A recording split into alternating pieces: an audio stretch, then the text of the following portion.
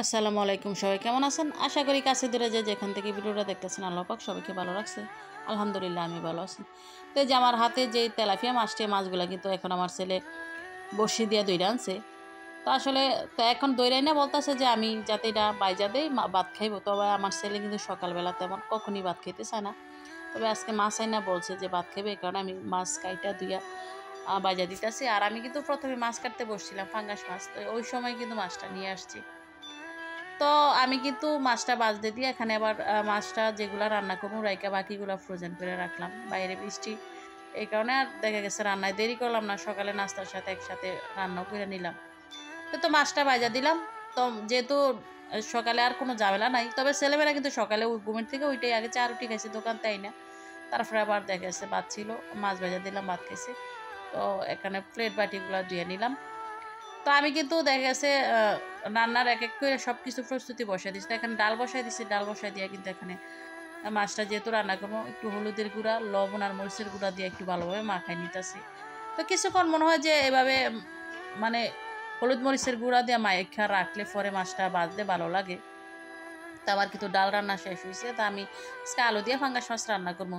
তো আমি কিন্তু একটু আলুটা প্রথমে বাইজা নিলাম। তবে আলু এভাবে বাইজা মাছ দিয়ে রান্না করলে কিন্তু খুব ভালো লাগে, বিশেষ করে ফাঙ্গাস মাছ দিয়ে। আর এই রান্নাটা আমি ফাঙ্গাস মাছ দিয়ে রান্না করে খাই। আর আলু তো সব বাচ্চাদেরই পছন্দ, আলু ও ফাঙ্গাস মাছ সেটা তো জানি।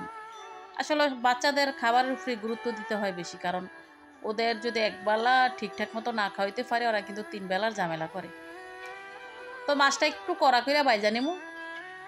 যেহেতু একটু বড় ছিল মাছটা, আর একটু বাড়ি করে কাটছিলাম, তো একদম কড়া করে ভাজা নিছি। তো আসলে পাঙ্গাস মাছ ভাজতে হইলেও মনে হয় যে খুব ভয় লাগে, কারণ তেল সিটটা কিন্তু আজকে আমার তেল সিটটা একদম চোখের উপরে পড়ছে।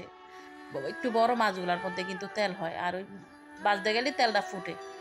তো আমি এই কড়াইতে তেল কম দিছিলাম, কারণ মাছ ভাজার তেলটা দিয়ে তোমার মাছ ভাজার তেলটা দিয়ে কিন্তু তরকারি রান্না হইলে অথবা ভাজি করা হলে খাইতে ভালো লাগে। তো প্রথমে পেঁয়াজ আর কাঁচামরিচটা তেলের মধ্যে বাইজা এখানে বাকি মশলা দিয়ে দিলাম। তো এখানে হলুদের গুঁড়া, মরিচের গুঁড়া, ধনিয়ার গুঁড়া, জিরার গুঁড়া আর একটু আদা রসুন বাটা দিয়ে কিন্তু কষা নিলাম। মশলাটা ভালোভাবে দিয়ে কষায় কিন্তু সাথে আলুটাও দিয়ে দিলাম। তবে আমরা বাঙালিরা কিন্তু একটু তেলে জালে খাইতেই পছন্দ করি। অন্যান্য দেশের মানুষ দেখবেন একদম কম মশলায় একদম সাদা সাদা করে খায়, তবে আমরা কিন্তু একদম ময় মশলা দিয়ে মাখো মাখো করে খাওয়াটা পছন্দ করি। তবে এর মধ্যে কিছু আবার যে পরিবর্তন আছে, তবে আমি একটু মশলা বেশি খাই সব তরকারির মধ্যে। তো এই তো ভালোভাবে আলুটা কষে একটু জলের জন্য পানি দেওয়া, সাথে দিয়া দিলাম মাছটা। তো দেখেন বাহিরে কিন্তু বৃষ্টি হইতাছে। বৃষ্টিটা অনেক জোরও হইতাছে না, আবার একদম বন্ধ না। তবে বৃষ্টির মধ্যে কিন্তু জানালার এগুলো খোলা রাখলে দেখা গেছে মানে বৃষ্টির পানিতে নষ্ট, এই কারণে কিন্তু আমি উপরে দুই সাইডে দুইটা পলিথিন ছিল না, বড় পলিথিন কারণে ব্যাগ দিয়ে দিছি যাতে জানালাতে পানি না পড়ে আর কি। তো অবশ্য অন্যান্য জানালাগুলো আমার ঠাই ছিল, আর এটা কিন্তু এভাবে খোলা করার কারণ এটা রান্না করার জানালা ছিল, এই কারণে।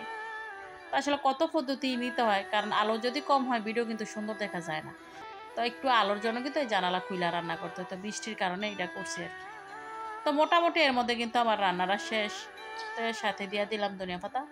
তো রান্না শেষ করে কিন্তু আরও টুকটাক কিছু কাজ থাকে।